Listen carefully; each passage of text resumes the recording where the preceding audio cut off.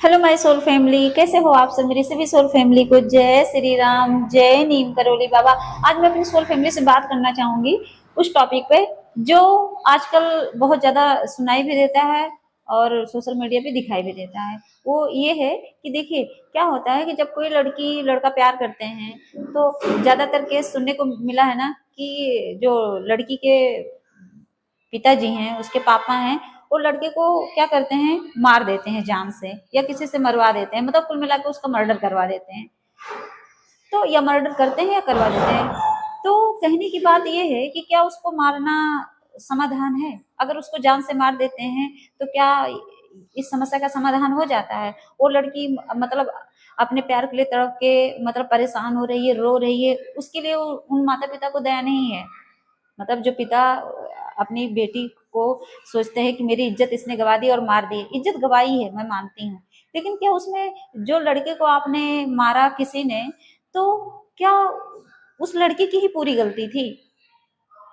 अगर उस लड़के की ही मतलब जितना पाप कर्मा था उस लड़के ने ही बनाया था, अगर उसने प्यार किया था तो क्या सबसे बड़ा गुनाह वही लड़का ही किया था? नहीं किया था। पता है क्या होता है, बहुत बड़ा पाप कर्मा होता है, ये समझ नहीं पाते। जो मारता है ना ये समझ ही नहीं पाता। अभी दो तीन केस मैंने सुना है, सोशल मीडिया पे देखा वीडियो, लड़की रो रो के पागल हो रही है कि वो मेरे पापा ने मरवा डाला। अरे क्यों ऐसा कर्म करते हैं? ये बहुत बड़ा पाप कर्म है। सोचिए, आपको एक सुई चुभती है तो बहुत दर्द होता है ना, तो भी किसी का बच्चा था। सोचिए अगर आपका बेटा किसी लड़की से प्यार करे, अगर उसका आए बाप और आपके बेटे को मरवा दे तो कितना कष्ट हो, बहुत होता है। तो ऐसे पाप कर्मा से बचिए, क्योंकि इससे कुछ होता नहीं है। कोई आपको लगता है कि मैंने अपने बेटे को पा लिया, पाते नहीं है आप, जिंदगी भर के लिए दुश्मन बन जाते हैं, उस बेटी की नजर में आप गिर जाते हैं और दूसरों के लिए मिसाल नहीं बनते, दूसरे भी आपको बददुआएं ही देते हैं। और जो लड़के की माँ है वो तो रो रो के बेचारी पता नहीं कितना गुना आपको बददुआएं देगी कि वो शायद कई जन्मों में आप उस चीज के लिए परेशान होगे। तो इससे बचिए, क्योंकि उसके अंदर जो आपने वो उसका मर्डर करवाया है, जो मारने की सोचते हैं कि मैं मेरी नाक कटा दी तो मैं उस लड़के को मार डालूंगा, तो ऐसा नहीं सोच रहे हैं, क्योंकि उसके अंदर भी एक सोल है, एक आत्मा है। भगवान से डरिए, उस पाप कर्मा से डरिए, ऐसा नहीं करना चाहिए। आप अगर चलो आपके अंदर है गुस्सा, हर माता पिता को गुस्सा रहती है इस बात का कि मेरी बेटी ने इज्जत ले ली, तो आखिर उस बेटे ने भी तो कुछ नाक कटवाई होगी ना अपने परिवार की। ऐसा नहीं है कि वो पूरे दूध के धुले हुए थे, उनकी इज्जत नहीं गई, वो पूरे मतलब राजा हरिश्चंद्र बन के जी रहे हैं, उनके भी घर की इज्जत गई है। मतलब एक लड़का अगर ये कर्म कर रहा है तो उसकी भी तो इज्जत जाती है, दोनों की इज्जत बराबर जाती है। तो आप, मेरी रिक्वेस्ट है कि आप लोग के घर में अगर ऐसा कुछ होता है ना, त्याग दो जिंदगी भर के लिए, पूरी जिंदगी उस लड़की से बात मत करो, लड़के से बात मत करो, लेकिन उसको जीवन दान दे दो। ये बहुत बड़ा आप पुण्य का काम करोगे। इंसान इतने मर्डर इतना सब कुछ कर देता है, लेकिन वो बहुत बड़ा पुण्य का काम होता है। और इस पुण्य कर्मा को अगर आप अपनाओगे ना तो समझ लो आप भगवान को खुश करोगे, क्योंकि भगवान कभी नहीं चाहते कि कोई बेवजह किसी को मारे। प्यार किए है ना, कोई किसी का कहते हैं आजकल लोग रेप हो जाता है, कितना रेपिस्ट ऐसे हैं कि उनको मतलब सालों लग जाते हैं उनको सजा सुनाने में, और उन दोनों ने तो सिर्फ प्यार ही तो किया है, कोई गुनाह तो नहीं किया है ना। और प्यार में इतनी बड़ी सजा कि प्यार करने का एक ये सजा है कि उसका मर्डर करवा दिया जाए, तो ये गलत है। और दूसरी बात है कि लोग कितनी हत्याएं, चोरी डकैती सब कुछ करके आते हैं, वो भी जेल में चले जाते हैं, लेकिन उनकी जान तो बख्श दी जाती है, कम से कम बच तो जाते हैं ना हो। और आप तो उस प्यार करने की इतनी बड़ी सजा नहीं देनी चाहिए।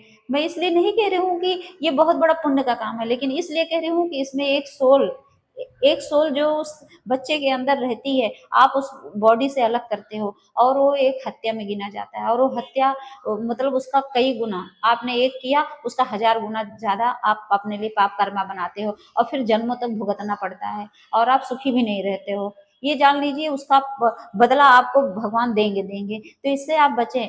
ये जो मतलब जो एक धर्म होता है, ये धर्म के खिलाफ होता है ये करना।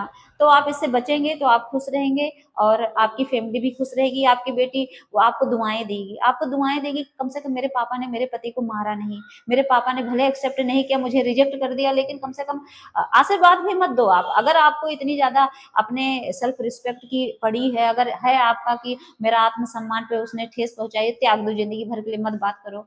देखना आप कुछ दिन बाद खुद ही माफ कर दोगे। लेकिन उस समय इंसान इतना ज्यादा क्रोध में रहता है ना कि सोच ही नहीं पाता, उसका जो ईगो, उसका क्रोध इतना ऊपर रहता है कि वो समझ ही नहीं पाता और बाद में पछताता है। तो पछताने वाला काम मत करिए, क्योंकि आप भी एक इंसान हैं और आपके अंदर भी एक दिल है कोने पे, एक पिता का दिल, जो अपनी बेटी के लिए जब वो छोटी सी गुड़िया बन के आपके घर में आती है परी के रूप में, तो आप भी जब उसको गोद में लेते हो उसके उस प्यार के लिए कंप्रोमाइज कर दो, कर लो कंप्रोमाइज, कुछ नहीं होगा, आपका इज्जत नहीं जाएगी।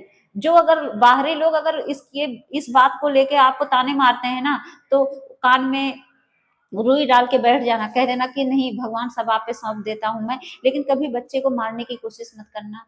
ये चीज हमेशा याद रखना और भक्ति पूजा पाठ करिए तो आप शांत रहोगे। जब आप भगवान को पकड़ोगे आपके अंदर ये वाली जो सिचुएशन आती है कि मैं मार दूं, इतनी गलत धारणाएं आएंगी ही नहीं, इतनी गंदी सोच आएगी नहीं, ये सब नेगेटिव एनर्जी करवाती है और आपको लगता है मैं कर रहा हूँ, कोई नहीं करता है। ये इस बात का ध्यान देना। जय श्री राम, जय नीम करोली बाबा।